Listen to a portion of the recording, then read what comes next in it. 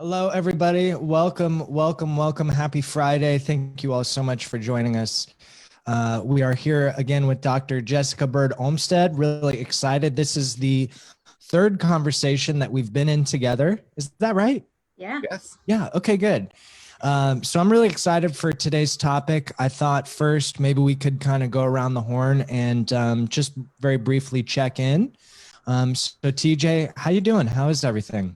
Well, personally, I'm doing really well. And what came up for me as you were asking that is reflecting on the conscious recovery meeting last night or yesterday evening, and how a lot of us, or maybe all of us in the meeting, acknowledged that there's a lot going on in the world, and there's a lot that could be perceived or experienced as really heavy. And just my heart goes out to everyone affected by the fires. And of course the Camp Recovery Center is one of our partner programs, and we know they're evacuating, so we're just holding everyone in love, and our prayers are with them. And so personally, I'm just really focusing on allowing myself to be present, see how I can be of service, because for me, in times when times get challenging, I tend to look at ways I can try to reach out and support people, not in a way of not feeling my feelings, because also part of it, and we talked about this last night, is just allowing myself to feel whatever's present. And I noticed last night and this morning, just feeling some sadness and honoring it. There's so much going on in the world. There's so much division. There's so much we can talk about today about connection. But personally, I'm actually doing really well. I feel great today. Awesome. Thank you so much. Jessica, how about you? Hi, Jeremy. Well, first, thank you both again, TJ, Jeremy, for having me in this third installment. You know, that's that question I think gets harder almost every time. As TJ mentioned, we are living through such challenging times. So personally, I have a lot of emotions living side by side, kind of all in the same pool. And one of them right now is really heartbreak, especially for California and the wildfires. And, I know a lot of people personally affected, and I have a close connection to the Santa Cruz Mountains and that community. And really just feeling, for so many people all over the Bay Area right now and other parts of California. So again, similar to TJ, I have a great sense of gratitude and appreciation right now, and also just some heartbreak and sadness. So yeah, it's heavy, and also it's kind of like there's a little bit of sunshine kind of creeping in, so allowing that to come in as well. Wonderful. Yeah, I think for me, it's a little bit of a combination of where both of you are at with everything. It's, being smack dab in the middle of all the fires right now. It's really interesting to be with. I'm really excited to explore connection and what that looks like, especially right now. And one thing that I noticed was my girlfriend and I last night, we were like, man, we should probably plan a little bit because, it's becoming very real that this may not stop where we hope it stops. And where we are is we're pretty close. And so either way, what was interesting and felt really good was going through the inventory of what we'd grab if we had to go. And it was kind of fun. It was a cool practice because it helped me realize, like, I love stuff. I love gadgets and gizmos and, like, all the trinkets and just stuff. I like stuff, and when it came down to it, if we had 10 minutes notice what we'd grab compared to even if we had an hour's notice, the list didn't really change very much. And that was really interesting to me to kind of realize and recognize, like, wow, like what really matters fits in a box, like obviously aside from my cats and my girlfriend, of course, but what really matters as far as stuff goes fits in one box. And that's just something I'm kind of being with right now and recognizing what's really important. But that kind of brings me to today's topic, and one that I'm really, really excited to be curious about with the both of you, and that is connection. And right before we jumped on, we were talking about the difference between connection and attachment, especially right now. And that is something I'm very interested in. And I think it's been such a crazy year as far as connection goes, because, we have, of course, COVID, which really separated us. And, we're sheltered in place. So there's a physical divide where we're literally steering clear of other people. There's the mental and emotional divide where, it's kind of polarized on social media with opinions and all these other things. And then we have these big catastrophes like the fires, which are bringing people back together. And so it's this really kind of confusing time.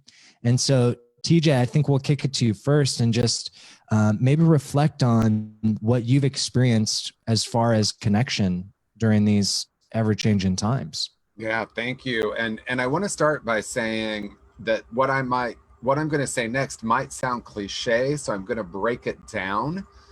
It's important that we first connect with ourselves before we can have any kind of authentic connection with others. The reason I wanted to preface that it can sound really cliche is that's really popular to say in our culture, right? I need to learn to love myself before I can love others. But I want to ask a big question, and that is, which self are we referring to when we say love ourselves or connect with ourselves? I think many of us hear that through the lens of the personality, right? Like, I need to learn to love all of my strengths, my weaknesses, my thoughts, all that is in the personality. But I think what happens at times like these is, one, we get to recognize what we call it, right? I've seen a lot of memes that are, really disparaging 2020, like the crap year, the terrible year, the horrible year. And although there's plenty of evidence to support why you have a meme of a dumpster with 2020 coming out of it, which I've seen a lot of, but I have a couple of questions about that. One, what does it create when I view it that way? And two, it's only August. What about the rest of the year? What about the infinite possibilities? So I know I'm on a little bit on two little streams of consciousness here. One is, what do we call it? What gets created when I call something horrible? What gets created when I look at the opportunity in it? It doesn't mean it's going to feel good. But the deeper conversation is, who and what am I really connecting to within myself first? In other words, when I make a very deep connection with my true nature, my essential beingness, you could call that our God essence, whatever word you use to describe it. When I'm deeply connected with that, I'm less affected by the world. It doesn't mean I don't have feelings, because I honestly was hoping that's what it meant when I was early in my spiritual path. I really did want it to be, I would reach a plateau and I would no longer have the human experience. Today, I'm grateful that that's not the case, because here we are, spiritual beings having a human experience, they say. But what I'm wanting us to move into is a recognition that we're actually spiritual beings having a spiritual experience. In other words, when I'm deeply connected with my true nature, one, I'm not going to try to attach to someone or something outside of myself to try to feel whole. I'm going to recognize my inherent wholeness and then have a, I don't like the term healthy attachment or even secure attachment. I like authentic attachment. So what's happening right now can be really painful for us, especially if we're directly affected by the fires or by COVID. But all of us on some level are affected by the shelter in place. And it's easy to get into debating, should we or shouldn't we, and what are the politicians doing? But ultimately, sometimes the most painful experiences are an opportunity for us to connect more deeply with our essential nature. In other words, I can have heartbreak, like Jessica said, but can I allow that heartbreak to break my heart open and then reconnect or connect, or moment to moment remind myself of who I really am? Yeah, that's beautiful. Jessica, what do you think? Wow. I mean, that's a lot. I think that's a lot. I'm processing it. Thank you, TJ. I think what comes with connection, and I just heard a really interesting podcast one of my colleagues did with Dr. David Kessler on grief. And that what happens when we love something truly and when we have connection is that things are impermanent and changing. And when there's love and impermanence, we have grief. And so there's suffering. And so a wonderful quote that Dr. Kessler said was, grief is a reflection of the connection. And I was like, oh, that's the heartbreak I feel. And so it's like holding exactly what TJ said, like holding that, whether you want to call it, essential self, spiritual self, core self, whatever the felt sense is for the person. It's like holding that side by side with, with authentic connection comes suffering when we loved something so much. And then kind of taking that a step further in that question, like thinking about connection versus attachment, I think both of those live together as well. And perhaps some of the when I think about the term attachment, it kind of almost has a negative connotation for me, but I like to reframe it a little bit. And it's, in a sense, it also lets us know that we're alive, right? And I want to actually bring it back to something you said, Jeremy, which I really appreciated, which is your love for stuff. And then noticing that, how when you were thinking about, it possibly evacuating, that it all, I'm just curious about that process fit into one box, because I think we can have this authentic connection to ourselves and with other beings, but I think that also branches out in these ways to our things and the meaning we attach to it. And I think part of it is actually, it's a projection, right? It's the memories, it's what it meant at a certain point in time. And so it's almost, again, it's this grief process in a way, I think, about what may no longer exist or the possibility of something not existing. I don't know if I'm hoping that makes sense. Again, I'm processing even while we're discussing, because it is so heavy to think about. And also, even interestingly, thinking about our connection to a place. So I'm thinking specifically kind of in 12-step, we talk about people, places, and things. But I'm thinking about connection to places. And for me personally, I have such a deep connection to, like I mentioned, the Santa Cruz Mountains and people impacted right now.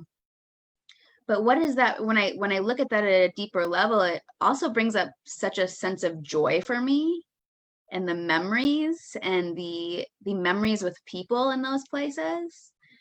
So again, it's just kind of processing it in real time and acknowledging. I think for me, attachment starts to creep into that place of where maybe we don't want to let something go when the impermanence sets in, when it's like, I just wanted a little, again, I thinking about Dr. Kessler again, thinking about when we lose a loved one, that thought of, I just wanted a little more time. I just wanted a little bit more time with that gadget or that gizmo even, or, right? I just wanted a little more time with that trail that I would hike, right? I just wanted a little bit more time with whatever the person, place, or thing is.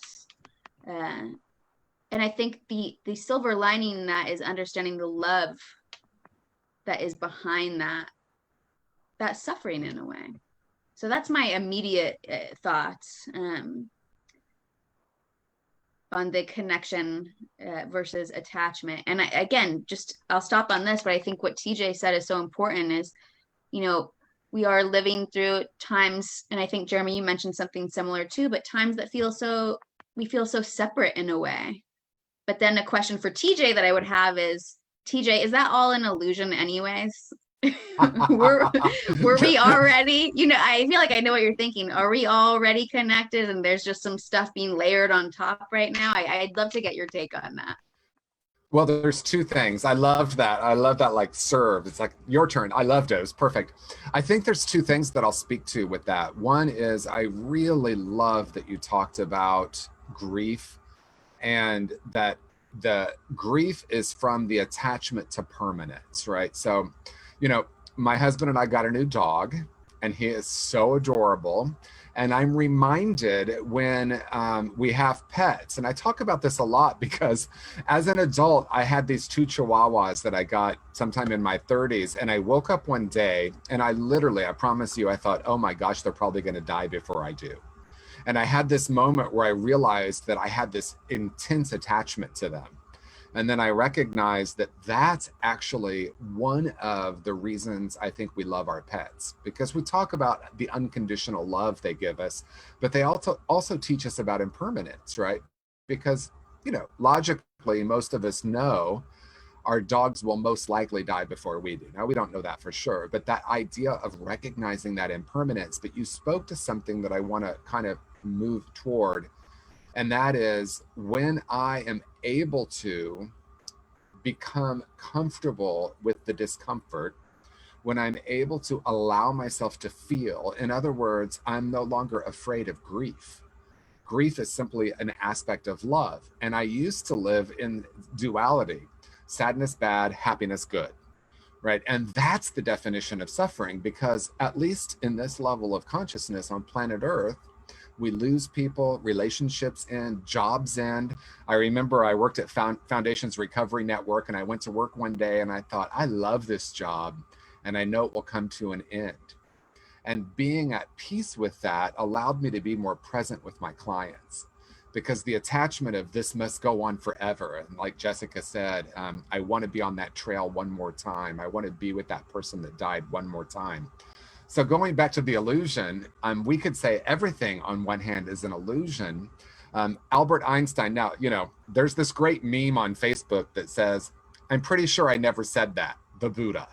So I don't know if Albert Einstein said this, but the meme said that he says, reality is an illusion, albeit a persistent one. And so if I really understand that there's a possibility that the reason we're here on planet Earth is to play with the idea that we create our life based on our perception, based on our point of view, based on our deep connection with ourself, we can say, sure, it's all an illusion, but it is a persistent one, right? I do have attachments. It's not, I want to get rid of all my attachments. It's, I want to be aware of them and then what they create. And when I have a deep attachment, I will suffer, because, you know, Jessica talked about suffering. And of course, the Buddhists talk about the difference between pain and suffering. And they say pain is inevitable, suffering is optional. So what does that mean? For me, that means I can allow myself to feel the pain of something, including grief and the disconnection that many of us are feeling. We were going to talk about information bias today, or something along that line. And I see in the world what I hold to be true, right? So if I see this as horrific, or I see a politician as divisive or evil, I want to look for that within me, not from a place of judgment, but from a place of curiosity. So what if life was an experiment, and what we're being called to right now is to be love in the world, to be peace in the world. And part of that is not trying to escape from the experiences that we call human, because that's where the suffering comes in. I love that so much. Yeah. And I think I had a couple of things come up from both of you. And I think, Jessica, when you brought up, you know, where these attachments come from to things and to stuff, and kind of my process in narrowing it down to one box, really what it was is what TJ spoke to, which is kind of this invitation from the universe to recognize what's really at play. And through these challenges, whether it be the fires or COVID, I think that that's what's happening, is that, you know, we're kind of awakening to what really is important. And it was really interesting for me, because as attached as I am to things and, you know, to my gizmos, what really, when it came down to it, I pictured myself like driving away from my house thinking like, I'll never see any of that stuff again. And it's like, well, that's okay. I mean, like that stinks. Like that's quite a bummer, but as long as I'm okay, I can make the rest of it okay too. And when I think about what made the cut to the box and what didn't, it really came down to perceived value. So, of course, I love my computers and all my tech gadgets, but what is it that I like about them? Well, they make my work easier. They make my life easier. And there is this element of kind of status, or what it means to have my own recording studio, to have these things and what that means and that perception.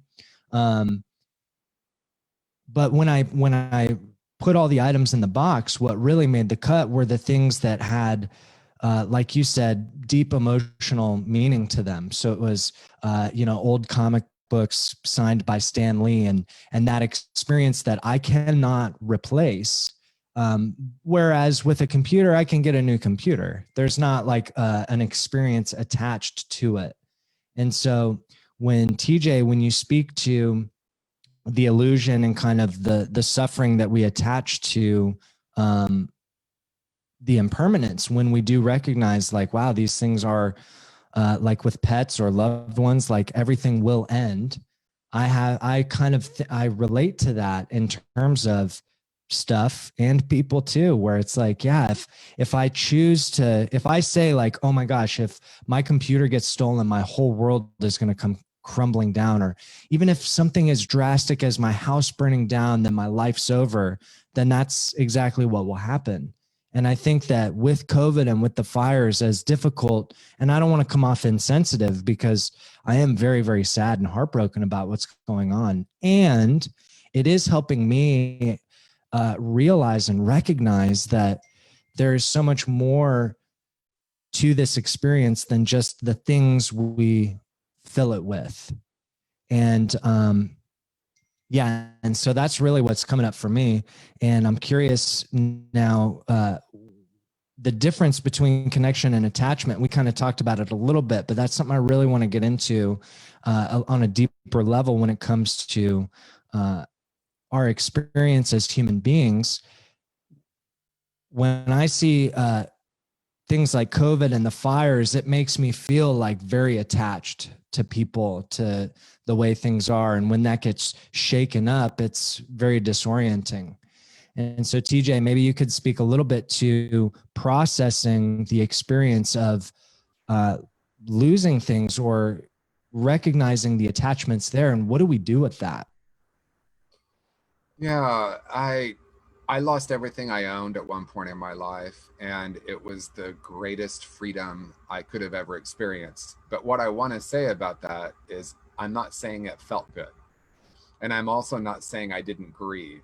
And I'm also not saying to bypass the emotions that come with that. But I was able to understand the important piece here isn't about the stuff or even the relationships, even the relationships in our life, our pets, all of that. The importance for me is that what that created, because I was going through a dark night of the soul, and the dark night of the soul was a result of me saying yes to becoming a spiritual teacher, right? And so what I recognized in the midst of that, I was aware enough to recognize, oh, this is happening so that I can deepen my relationship with the essential self.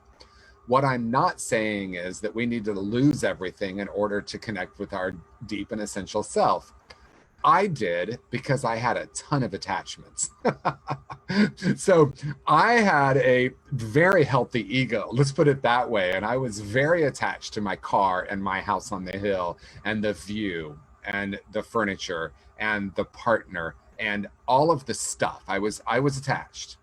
And when I had the deeper calling to go into a deepening in my spiritual path, because I don't think we really teach, I think we demonstrate, right? And so if I'm going to be a spiritual teacher, I'm going to have to actually live what I'm teaching. And in order for me to live what I'm teaching, I'm going to have to recognize that everything that I have hooked onto that wasn't source was going to have to dissolve. And that was just my experience. I heard it say, the master knows that looking forward, there are infinite possibilities. Looking back, there is only one.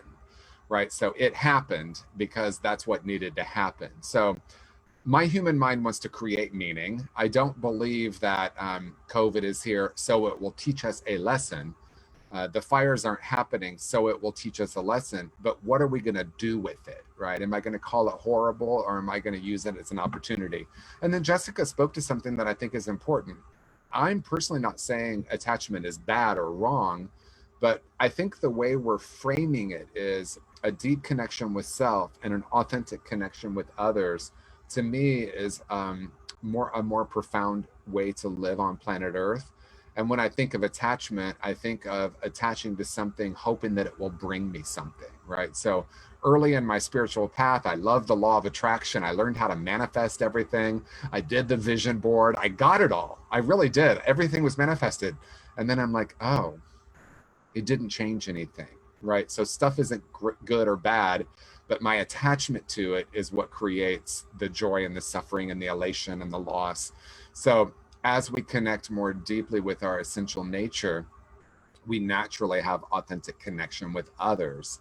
And I actually, part of that is honoring whatever I'm feeling. I have felt a lot of sadness during COVID, not so much about COVID, but more about the fear that it's generated, and walking down the street and feeling like I had that happen yesterday. I was out walking the dog. Yes, I had my mask on, Jessica, but I was walking and someone literally like pushed herself up against the wall when I walked by, and I was like, it creates sadness for me, and I understand it.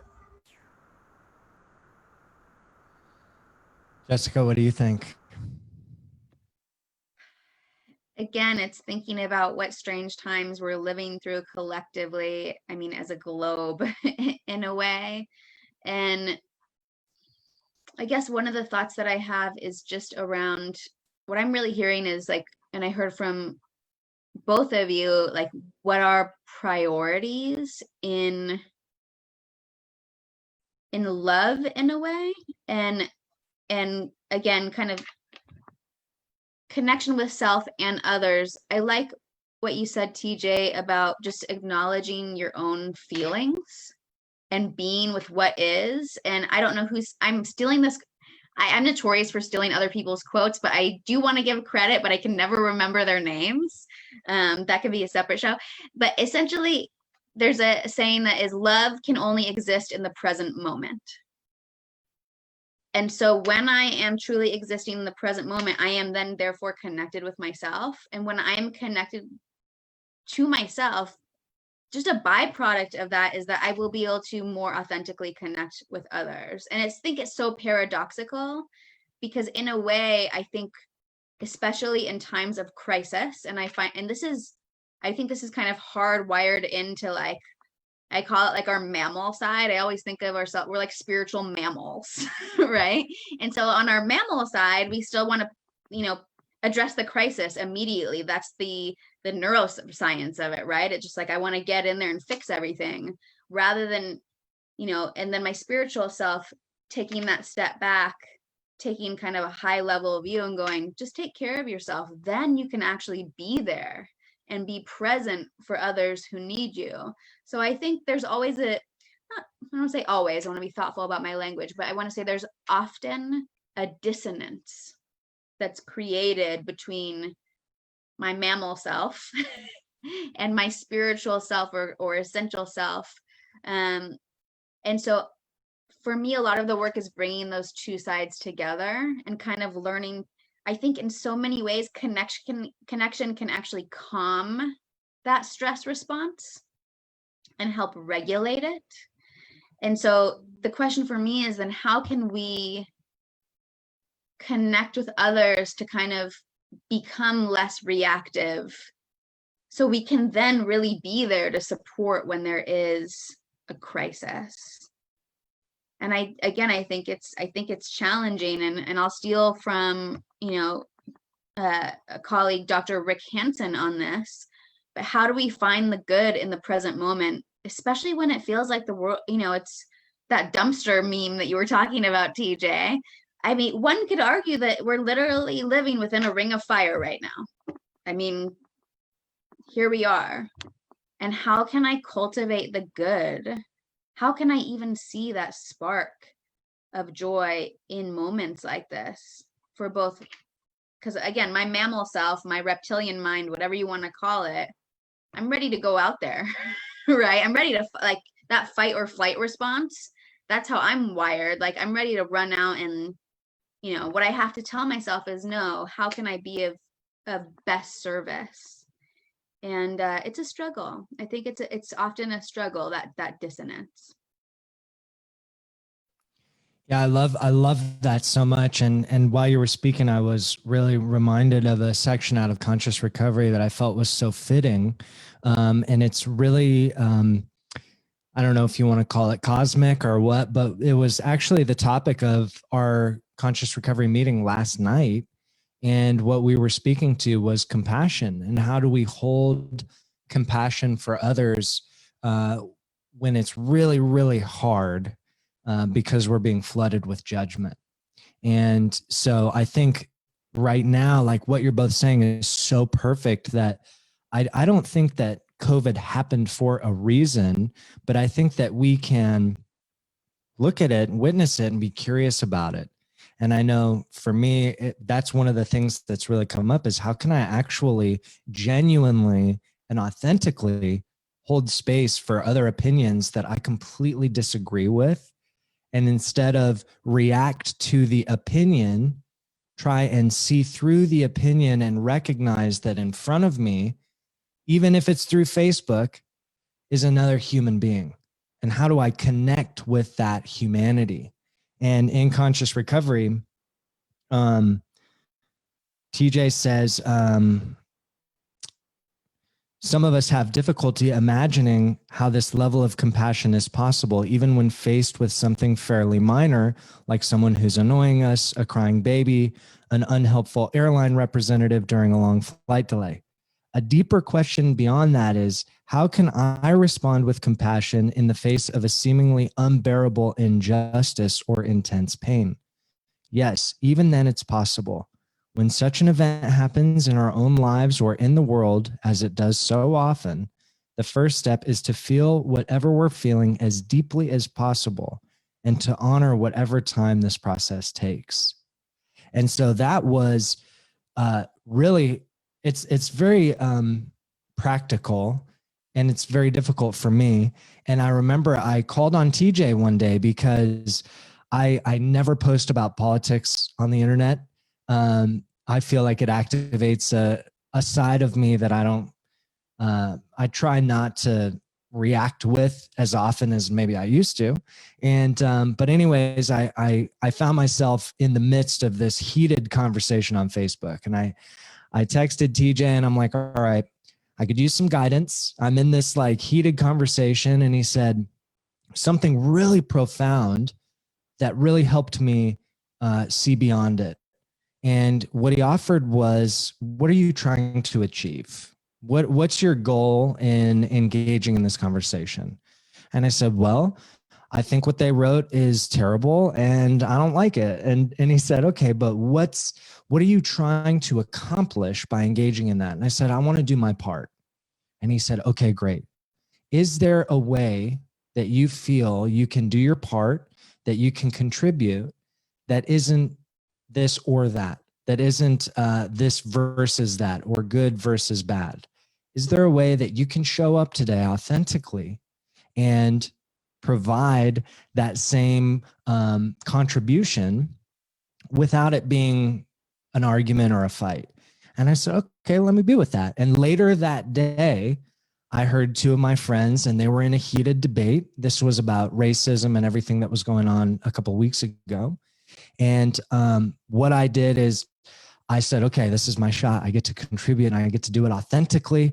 All right, let me tap in. And they both looked at me as if I would be the kind of dividing the party line, right? And I said, no matter what you guys think, I love you both very much. And it completely diffused the entire situation.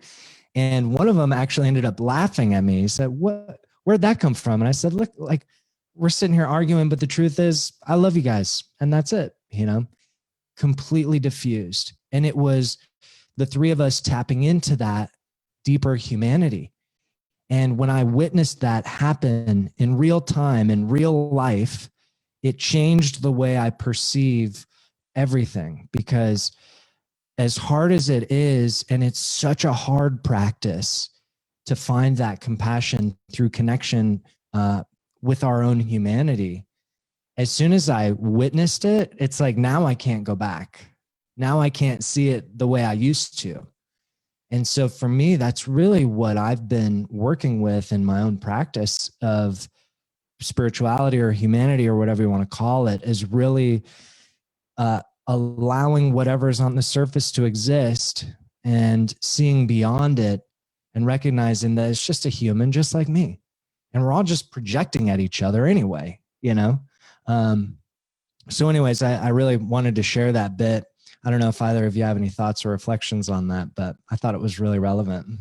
Well, thank you, Jeremy, for that. And Jessica, I love what you said about paradox. I think that a wise person once said, and of course I don't remember who either, said the only way to talk about spirituality is to speak in paradox, right? It's both this and that.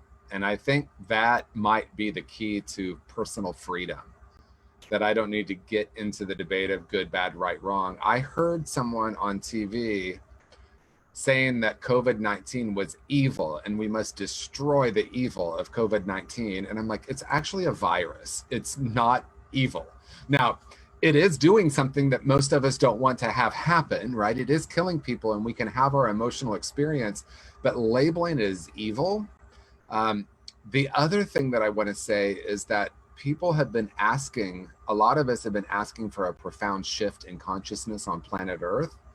And then it comes as what we're experiencing as 2020 with all the stuff that's emerging.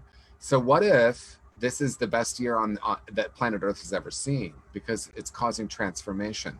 And again, I'm not trying to minimize the pain that people are going through. It's interesting because the human mind, someone might be watching right now and you might notice you had a reaction when I said that, because you might think, well, COVID is evil, or you might think, well, don't bypass someone's pain, right? Because people have said, I don't want to post anything positive with all the horrific things happening in the world. And the reality is the experience of planet Earth always holds all of that. And I think true suffering is wanting that to be different, rather than asking myself, what can I contribute that is different?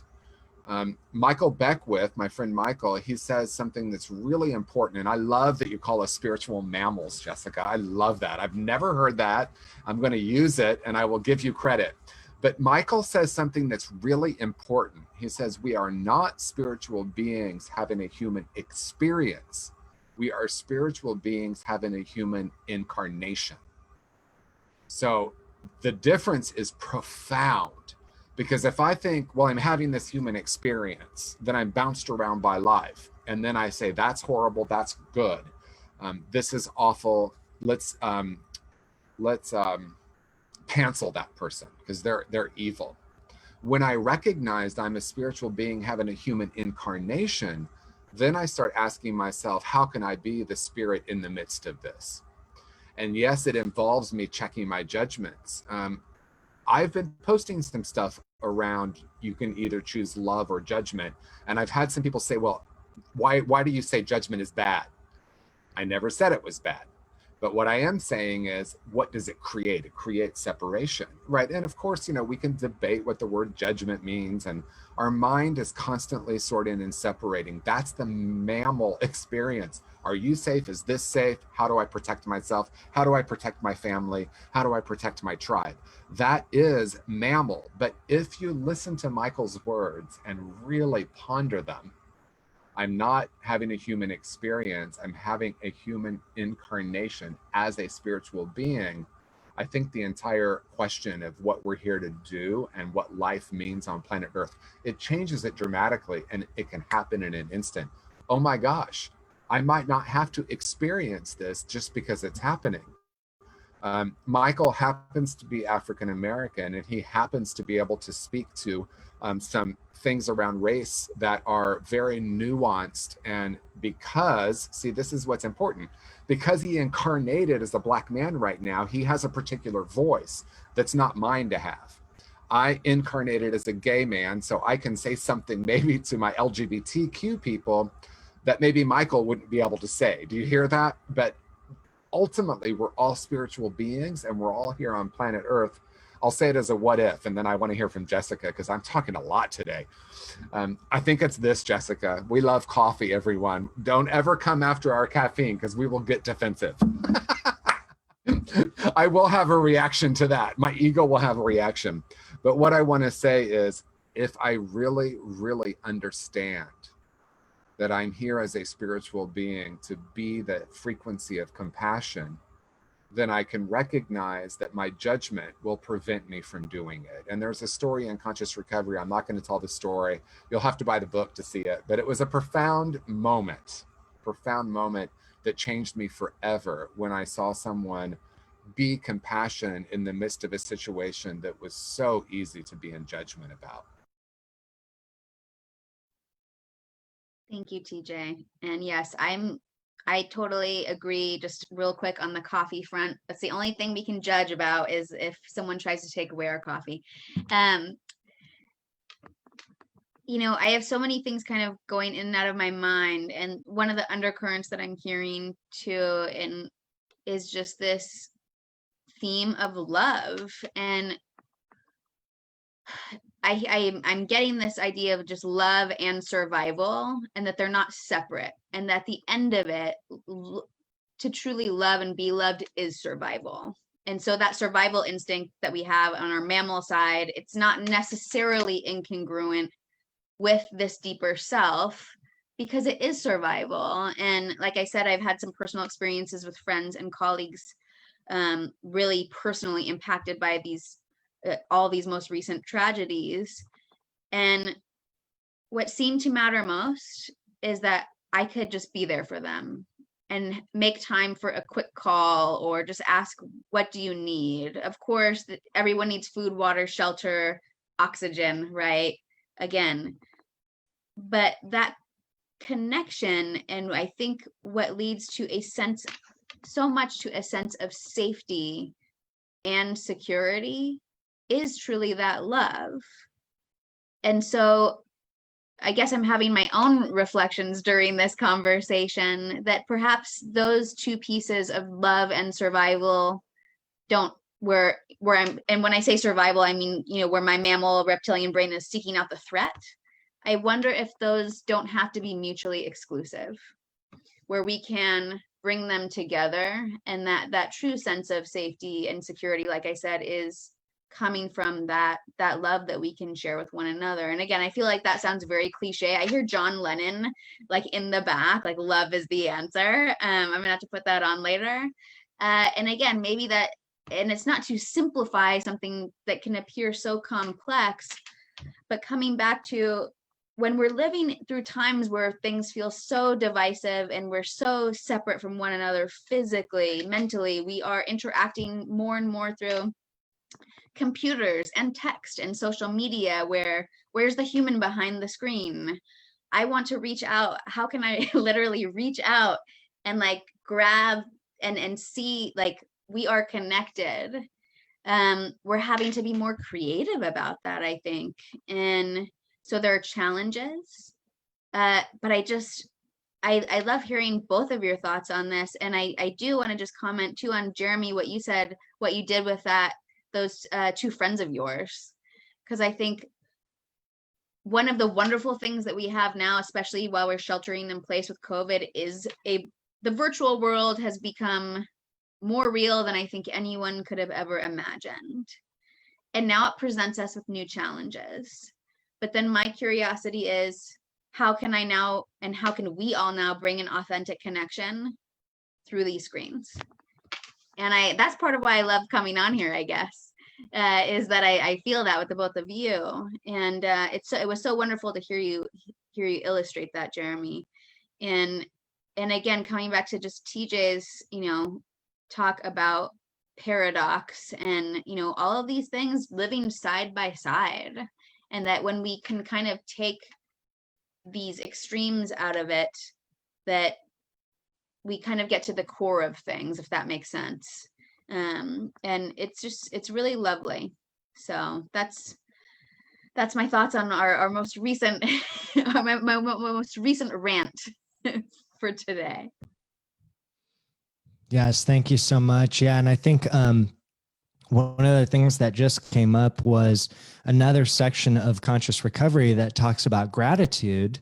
And Jessica, you speak to something that I know I witnessed myself. I had all these judgments about, when you spoke to this realm that is the internet, and it became more real than I think anyone ever imagined. And that's so true. And my first thought was, God, that's so scary.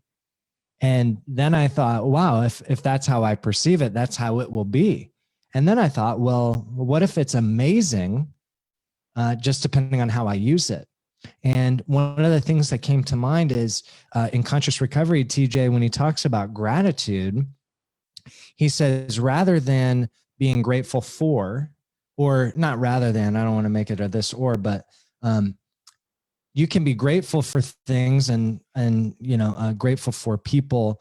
But what would it be like to be in the world as gratitude, to be gratitude, to present as someone who embodies gratitude? And I thought the same thing with compassion, rather than, so when I think about my role on planet Earth, and especially during these times, it's not being compassionate to or compassionate for, but rather embodying what it is to be compassion. And when I framed it like that in my mind, I felt this like release where it's like, yeah, I can just be compassion. And that I think is real. I mean, the potential when you embody something like that for connection, even through something like Zoom, it's pretty incredible, I think. And so, TJ, I don't know if you had any thoughts on that, but it's just kind of a cool little realization I had. Yeah, I love it. Life is frequency, life is energy. And whether you're looking at it through the science lens or the spiritual lens or the emotional lens or the mental lens, life is energy. We come into this world without our brains fully developed. And so we're very, very aware of the energy around us. Animals, so this goes back to the mammals are very in touch with energy, right? And I remember when I was first starting to explore some spirituality, I was taking this energy healing class, and our first assignment was to go home with our pets and sit on a chair or on the couch and send them different frequencies of energy and watch them react and watch them respond. And I was a little bit like, I mean, I'm going to just admit it. I'm like, okay, yeah. And then I tried it and I watched my cats have these profoundly different experiences. And then I started realizing that if it's true that life is frequency, then what science tells us is that frequencies align, energies align, right? And chemicalization comes when different frequencies or energies come together and something new gets formed, right? Something gets transmuted.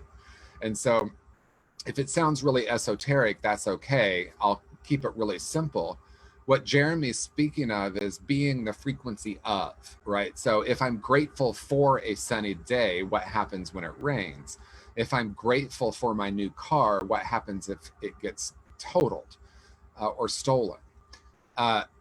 When I'm the frequency of gratitude, I start to see it everywhere. And Jeremy, I appreciate what you just said, because I will just own right now, I have had some judgment about people being what I've considered to be overly afraid of what's happening with COVID. And so I see it everywhere, right? Because I'm in that frequency, like, oh, people are so afraid. And that's a judgment. And, Byron Katie says, humans have been trying for hundreds of years to change the world so they can be happy. and it has never worked because they have it backwards. Only when we're able to look at, and she calls it a lent, a piece of lint on our lens, right? So we have the lens that we're looking at the world through, and the piece of lint gets projected on everything I see, right? So we keep finding that flaw in every single experience. And when I learn that it's the lint that I can clean and clear, then I recognize I can see the world differently. So quantum mechanics is now diving more deeply into the infinite possibilities, and that the observer has a profound effect. I'm not a scientist, but I am an experimenter. And I've experimented with this, and I have thought, I wonder if I vibrate with this frequency of joy, what might happen? I wonder if I can be more aware of the energies around me and within me. And maybe I had that trained out of me or taught out of me, but that's innate. That's innate. And that's what Jessica, I think, is saying, that maybe the spiritual and the mammal aren't really all that different. It's only my mind that says this is this and this is that, more duality. So maybe being fully embracing our mammal is that we're really in touch with the energy around us. And when we bring in the spiritual piece, then I can say, I'm here not to be in the law of attraction, but the law of radiance. I'm here to be that frequency and watch what happens. And people say, well, it's a little Pollyanna to say that. And my answer is, what if all of us did it? What if all of us decided that we no longer needed to be against anything, but that we could stand for something? What if politics was the symptom and the healing came from looking at the root causes? And so the root causes, some might say it's Pollyanna, but it's being the frequency of love, being the frequency of gratitude. Life is an experiment. And personally, my life is filled with more joy, love, and connection when I do that. That's beautiful. Thank you, TJ. And as we wrap up today's conversation, Jessica, I just wanted to see if you had any reflections on that or final thoughts as we come to a close. I first just want to say this has, as always, been just a fun adventure talking to you both. I never know quite where, I always have like a bullet. I'm a list person, okay? I always have a bullet list. You can't see it because I'm on my virtual background. But I always have like a list of, all right, I am like an instructor and I am a robot, right? And then what's so wonderful about speaking with both of you is I just immediately drop that and see where it goes. And it's just, first of all, I feel gratitude for that. But to me, so much part of connection, and I'll close with this, is storytelling. And that to me goes back to, I'm going to just drop so many names today, but a lot of Brene Brown's work around vulnerability. So I'm just so grateful to hear both of you share your own personal stories on this platform, because to me, I think that's part of what makes me feel connected. And so the story that I kind of want to leave everyone with, my personal story, is how someone has embodied, have you ever just been around someone and just by being in their presence, you feel better? They don't have to say a word, right? Some people call it enlightenment. Maybe, you know, what I'm sure there's many different things, but that radiance, embodying love, what TJ was talking about. I had an old supervisor when I was, you know, working in a hospital setting, and his name was Beam, actually, like light beam. His name was Beam. And just by being in his presence, I felt safe. I felt loved. He was just one of those people where it radiated. And so for me, is as everyone's going through these challenging times in different ways, one of the things I think my challenge for everyone, it sounds like TJ had like a challenge, which I like that, is maybe I don't have to have the right words to say.